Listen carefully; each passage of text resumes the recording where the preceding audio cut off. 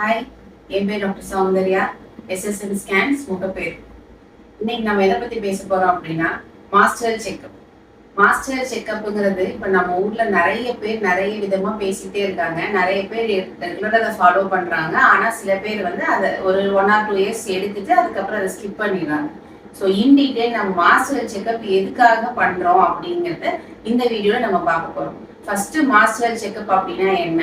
நம்ம complete whole body checkup தான் நம்ம மாஸ்டர் செக்அப்னே சொல்றோம். ஸோ இந்த மாஸ்டர் செக்அப்ல என்னென்ன யூஸ்வலா கவர் ஆகும் அப்படின்னா கம்ப்ளீட் பிளட் டெஸ்ட். பிளட் டெஸ்ட்ல எது வரும்? நம்மளோட ரொட்டீன் கம்ப்ளீட் பிளட் கவுண்ட், அதாவது நம்மளோட உடம்புல இருக்க ரத்த அணுக்கள் எப்படி இருக்கு அப்படிங்கறத ஃபர்ஸ்ட் செக் பண்றோம். ஏன் அதை பார்க்கணும் அப்படின்னா ஜென்ரல் விமன் பாப்புலேஷன்ல ஹீமோகுளோபின் நம்ம இந்தியால ரொம்ப கம்மியா இருக்கிறவங்களோட பெர்சன்டேஜ் ரொம்ப அதிகம். ஸோ செகண்ட் ஒன் நம்ம பிளேட்லெட்ஸ், நம்ம WBC அந்த மாதிரி பேசிக் பேராமீட்டர்